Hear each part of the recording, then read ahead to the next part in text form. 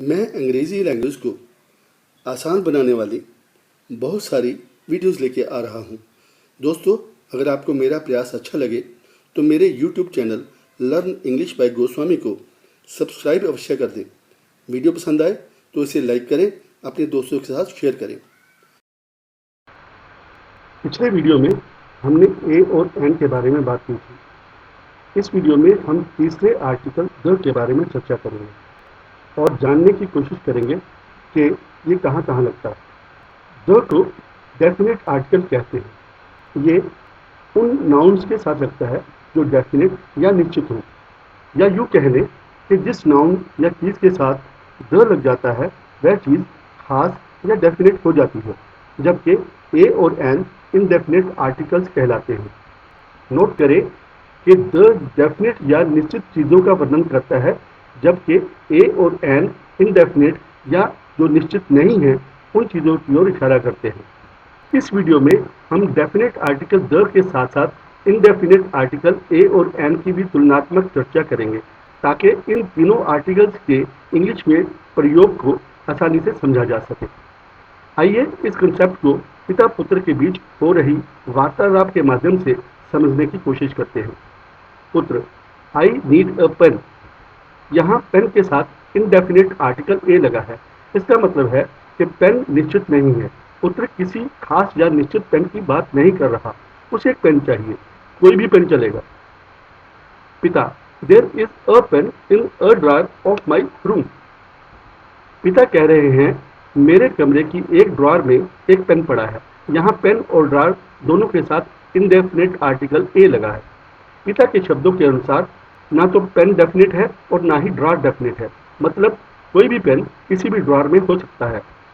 अगर पिता कहते there is a pen in the drawer of my room, तो अब पिता कह रहे हैं, मेरे कमरे की ड्रॉर में एक पेन पड़ा है, मतलब अब द लगने से ड्रॉर डेफिनेट हो गया। अब पिता एक खास ड्रॉर की बात कर रहे हैं, परंतु पेन अभी भी डेफिनेट नहीं है। नोट करें, ड्रॉर के साथ द लगने से ड्रॉर एक खास या डेफिनेट ड्रॉर हो गया, या यूँ कह लें कि द ने ड्रॉर को एक खास ड्रॉर बना दिया। मान लीजिए कि वार्तालाप कुछ इस तरह से होती: पुत्र: पापा, वेयर इज द पेन। पुत्र अब एक खास पेन की बात कर रहा है। नोट करें, पेन के साथ द लगा है। पुत्र इस समय एक ऐसे पेन की बात कर रहा है जिसके बारे में पिता पुत्र पहले से ही जानते हैं। एक निश्चित या डेफिनेट पेन की बात हो रही है। पिता उत्तर देते हैं, the pen is in a drawer of my room. इस वाक्य में पेन के साथ द लगने से पेन डेफिनेट हो गया, परंतु ड्रॉयर डेफिनेट नहीं है।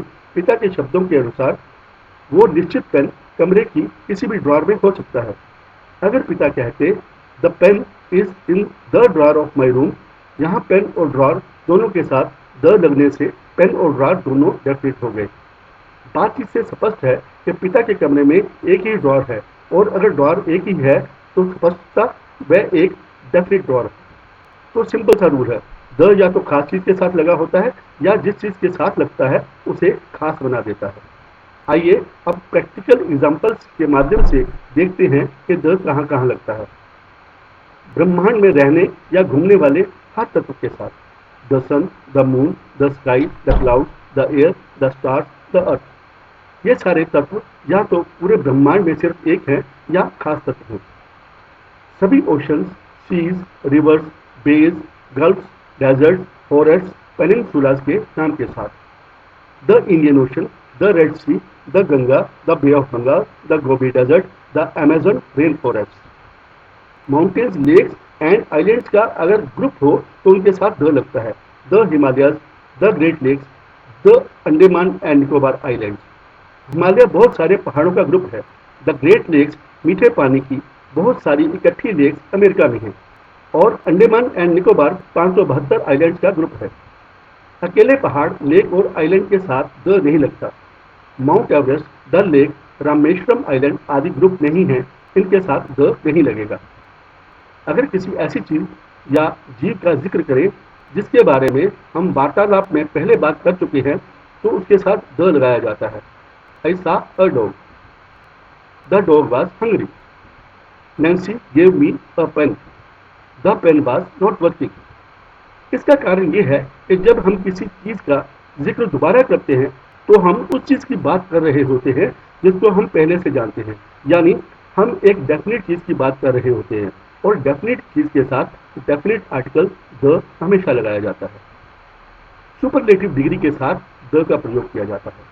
John is the best athlete of our school. I am the tallest student of my class. Comparative degree का दोहरा वाक्य होने पर दोनों वाक्यों में द लगता है। The higher you go the cooler it is. The sooner he comes the better it is. अगर कॉमन नाउन सिंगुलर फॉर्म में पूरी जाति को रिप्रेजेंट करे तो द लगता है। The cow gives us milk. यहाँ गाय सिंगुलर फॉर्म में है, परंतु एक गाय की बात नहीं हो रही, पूरी गाय जाति की बात हो रही है, इसलिए द लगेगा। परंतु गाय अगर प्लूरल फॉर्म में हो तो द नहीं लगेगा। तो सेंटेंस बनेगा काउज गिव अस मिल्क। किसी नाम के साथ द नहीं लगता। Harry is a strong student of our class. परंतु एक नाम का दूसरे खास नाम के साथ कंपैरिजन किया जाए तो खास नाम के साथ द लगता है। Harry is the Dara Singh of our class. किसी शहर के नाम के साथ द नहीं लगता। Jaipur is a very beautiful city. परंतु एक शहर के नाम का दूसरे खास शहर के नाम के साथ कंपैरिजन किया जाए तो खास शहर के नाम के साथ द लगता है। Jaipur is called the Paris of India. किसी कंट्री के नाम के साथ द नहीं लगता। He lives in United States of America. परंतु जब कंट्रीज का नाम एब्रीविएटेड यानी छोटा करके लिखा जा सकता हो तो एब्रीविएटेड नाम के साथ द लगता है। He lives in the USA. My brother has gone to the UAE. किसी कॉमन नाम के साथ द नहीं लगता। He is a boy. परंतु कॉमन नाम को डेफिनेट बनाने के लिए द लगाया जाता है। He is the boy who has stood first in the class. Rich को अगर द रिच लिख दे तो इसका मतलब हो जाता है अमीर लोग। पुअर को अगर द पुअर लिख दे तो इसका मतलब हो जाता है गरीब लोग। The rich should help the poor. यहाँ रिच पीपल या पुअर पीपल लगाने की जरूरत नहीं होती। इसी तरह हम लिख सकते हैं the educated must obey the traffic rules. यहाँ द एजुकेटेड का मतलब है पढ़े लिखे लोग। किसी भाषा के साथ द लगने से मतलब बन जाता है वहाँ का नागरिक जहाँ वह भाषा बोली जाती है। जैसे द फ्रेंच मतलब फ्रांस का रहने वाला। द इंग्लिश का मतलब इंग्लैंड का रहने वाला। The French are gentle people. इन सब के साथ द जरूर लगता है। सभी धार्मिक ग्रंथ, द गीता, द बाइबल। सभी ट्रेन के नाम, द राजधानी एक्सप्रेस। सभी न्यूज़पेपर के साथ द इंडियन एक्सप्रेस।